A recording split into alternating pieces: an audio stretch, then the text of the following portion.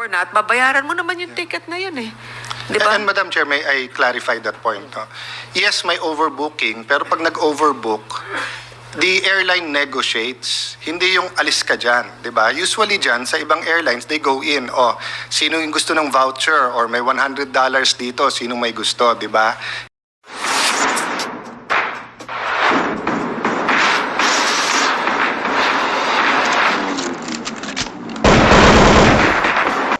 Overbooked, but sabihin, sir, 100% na ha, ikaw ang pang 1% or 2% overbook. So kapag ka overbook, tanggal ka, that's my lookout, di ba?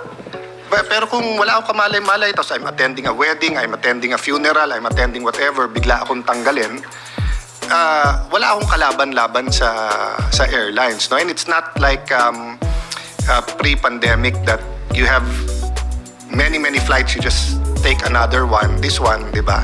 So, I think, to put it another way, yan overbooking na booking na.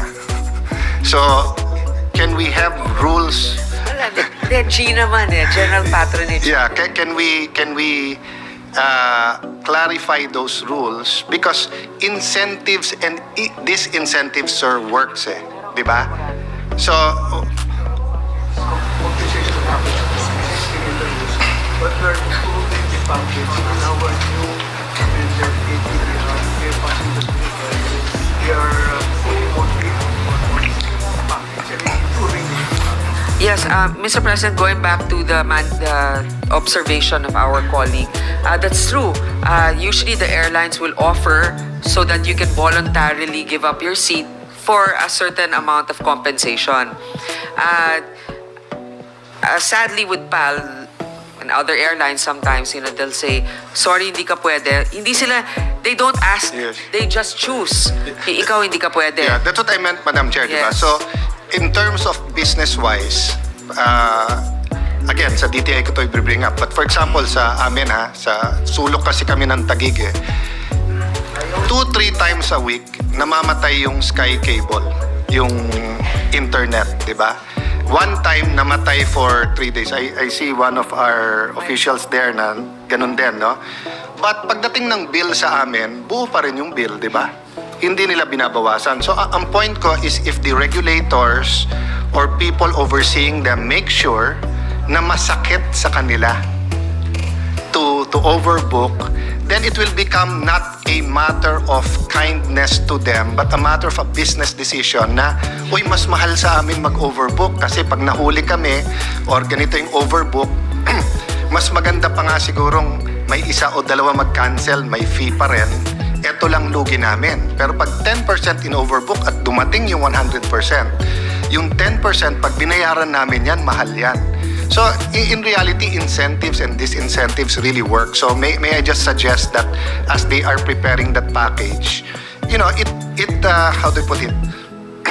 It benefits them when they're very efficient, but masakit sa kanila financially when it's not. And that will also prevent litigation in the future, diba? That will prevent people filing suits against them dahil na offload sila, na cancel yung flight nila or whatever, di ba?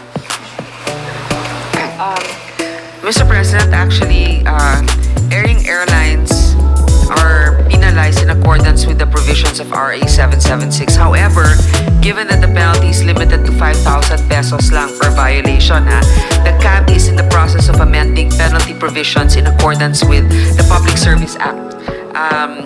Signed into law. The amendment includes the modification of penalties for violations of the PSA, increasing the penalty from 200,000 to a range of 5 million to 2 billion? From 200 pesos to a range of 5,000 pesos to 2 million pesos. But Madam Chair, per that's violation.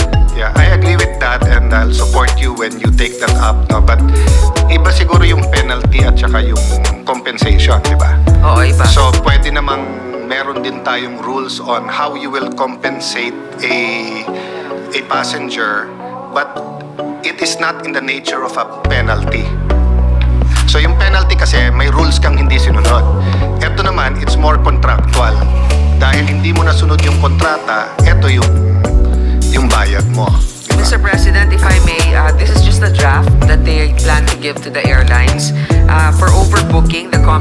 compensation is the carrier shall pay to the passenger higher or either the full value of the fare or an amount of 5,000 pesos for domestic and 10,000 pesos for international flights. Yes, Madam Chair. But if you're just going to return, kailangan pa rin niya mag-travel eh. So mas masakit yun sa passenger kaso doon sa airline. Dapat masakit sa airline. So kung sasabihin mong isosole plus may libre kang ticket, masakit sa airline yun. So I don't wanna dictate, Madam Chair, because of course we want their finances to be also healthy. Hindi naman tayo pwede mag-suggest ng outrageous na compensation, then malugi, magsara din naman yung airline. So I leave it up to the authorities, but I'm just saying it should be painful to the company but feasible na bayaran. And then for the passenger, inisman siya na hassle siya, but enough yung compensation na natuwa siya. Diba, na nangyari. In fact, minsan katuwaan yun sa abroad, eh, diba, pagka na yung short flights na tanggal ka pero may $500 ka kasi may pang shopping ka. Kung abroad ka. Abroad, yeah, diba? Last point on that, just the attention to details because even if you watch movies, no, people value yung loyalty at saka yung miles program. So I remember this pastor that we invited to the Philippines. Tapos sabi ko nga, if he can go to San Francisco or LA, I'd really love him to try PAL. But since may miles program siya sa isang American na airline, sinunod niya yung sa kanya. So if you look at the last 20 years, for example, ng PAL, may expiry, wala. May expiry, wala yung miles. And then, sasabihin nila, ganito kadali. And then, sasabihin nila, pag peak season, hindi pwede yung miles. Tapos, pag 2 weeks before, hindi pwede, etc. I mean, in a day na may apps ka and everything, why don't we just make the rules simple? Bakit yung miles hindi as good as cash? Kasi property mo na yun eh. No? So meaning, if titignan ko ngayon next week to Cebu at 10 yung bakante and it's 10,000 pesos worth yung ticket and I have miles for that, you know, why all of this these rules? But this might be sa DTI muna, but I'm just saying it is one reason why people are loyal to either their credit card, to Visa, American Express, MasterCard. It's one reason you're also loyal to your airline. So because you are a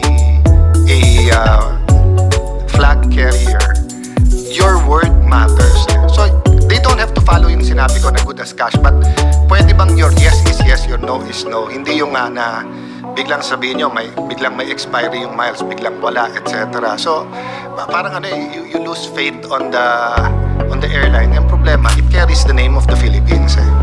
Diba? So it's not that I'm harder on them than yung Asia Air and Cebu Pac and etc. All of those airlines I think should also be held to a high standard. But I'm saying when you carry the name of the Philippines, medyo dapat just like Singapore, diba? They followed that and in the end everything about Singapore government is integrity. So let me just throw that to you, Madam Chair, and to the OTR family, please. The next is just maybe we can take up in your committee the details, but just concept-wise, I just want to understand this concept. If you look at the TRB website sa Southern Luzon Expressway, it starts in February 1, 2006. But way before that, you already itatanim. Yan ang ating aanihin.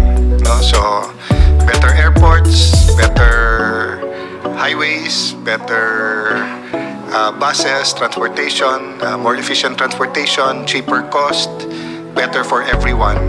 Let me start with, this is more of just a comment that I'd like to both the chairperson of the Committee on Public Services and the OTR to resolve with the DTI. I think I'll take it up more exhaustively with the DTI, but while we all have complaints with airlines, regardless kung anong airlines yan all around the world, I pay special attention pagka flag carrier yan eh.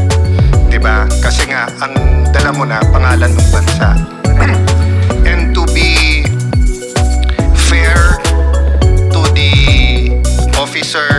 pilots, the stewards, stewardess, ground crew ng PAL.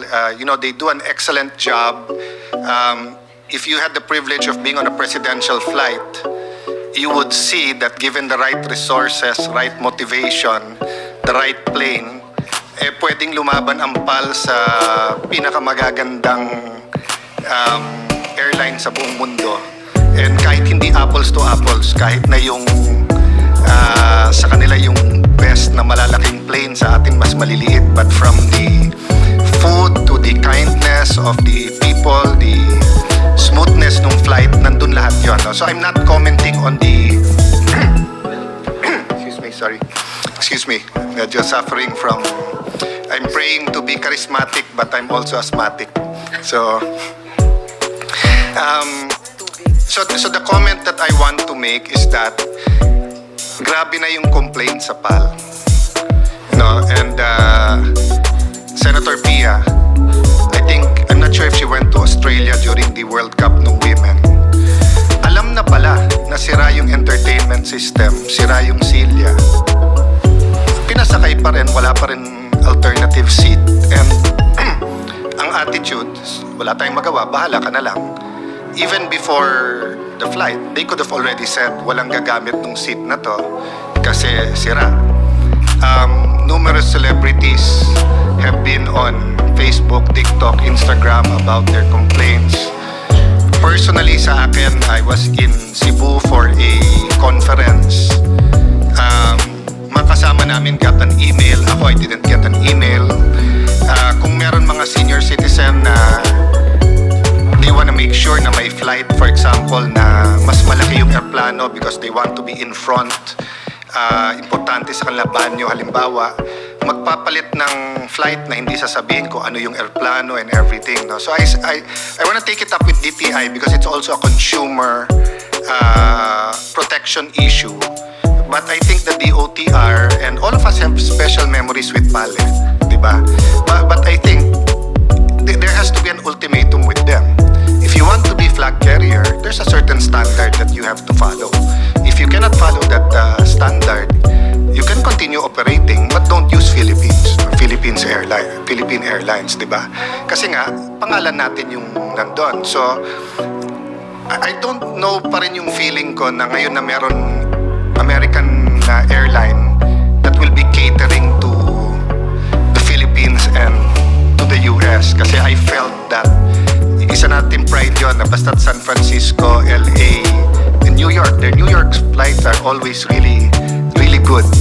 And if you go on a San Francisco, LA, or New York flight, I don't think you'll see much complaints. Kung meron man, it's, di ba, 1 in 1,000, 1 in a million, di ba? But yung regular, yung everyday to Bicol, to Ilocos, to Cebu, parami ng parami. So, I know everyone's working hard, but can I bring this issue to the DOTR family that if they need 6 months or 1 year or 1 year and a half, whatever it is, but hindi pwedeng hindi sila conscious na flag carrier ka, so may higher standard ka, dapat mag-ayos ka. Kung hindi, so maybe the DOTR can put a certain criteria and say if you don't meet this criteria in the next 18 months, we will open up giving the flag carrier entitlement to someone else. No? That's just a suggestion and for discussion, Madam Chair. Mr. President, I'm glad that our colleague from Taguigan Parteros has mentioned that. In fact, I did call representatives of Philippine Airlines to discuss with us privately what is going on. Because there are a lot of problems. In fact, mga overbooking o kaya yun nga, hindi gumagana yung mga facility, yung mga seats or yung TV. In fact, Mr. President, may isang silya doon row A, number 1 or whatever, basta near the window. Sinabi pa sa akin ng stewardess, and this was a flight I just took last year. Sabi niya sa akin, alam mo, panahon pa ni Pinoy, hindi na nare-recline yung chair na yan Kasi dyan umuupo si Pinoy noon. They have to manually recline it. So, they just posted, I don't know how many billions in gains just for this last quarter. Ano ba naman yung ibalik nila sa mas magandang ano. Sinasabi nila kasi matagal ngayon mag-order ng parts, matagal yung repair. Obviously, they didn't really have a schedule. That's why now everybody's doing a last-minute catch-up. I don't know if you can change the name because that's probably copyrighted for them. It has nothing to do with the flagship carrier. Kanila yung pangalan na Philippine Airlines. But they enjoy certain privileges like probably more slots. Because nga there are supposedly our flagship carrier. Dapat siguro bawasan yung kanilang mga slots na ganyan. Ibigay dun sa mga eroplano na nakakapagbigay ng mas magandang serbisyo. But I know that DOTR already is coming up, or the Civil Aeronautics Board is coming up with a limit on the number of overbooking. Parang not more than 10%. Am I correct? Kasi minsan overbooking is 50%, diba? When they come out at 10%, Okay, now, what is the cap now? More than 10%? no cap. Okay. Mr. President, kaya pala nagkakaproblema katulad na nangyaring anong isang celebrity, di ba? Na downgrade yung basta na overbook, hindi nakasakay yung kasama niya, siya naman na downgrade. Kasi pala, there's no limit on the overbooking that they can do. Now, the CAB is telling us hanggang 10% overbooking lang, but not during the holidays. So no more overbooking. Kung hindi nagpakita yung passengers, pasensya. Kasi ako naman nakita ko, whether you show up or not, babayaran mo naman yung ticket na yun eh. Diba? And Madam Chair, may I clarify that point? Yes, may overbooking, pero pag nag-overbook, the airline negotiates, hindi yung alis ka dyan, di ba? Usually dyan, sa ibang airlines, they go in, sino yung gusto ng voucher, or may $100 dito, sino may gusto.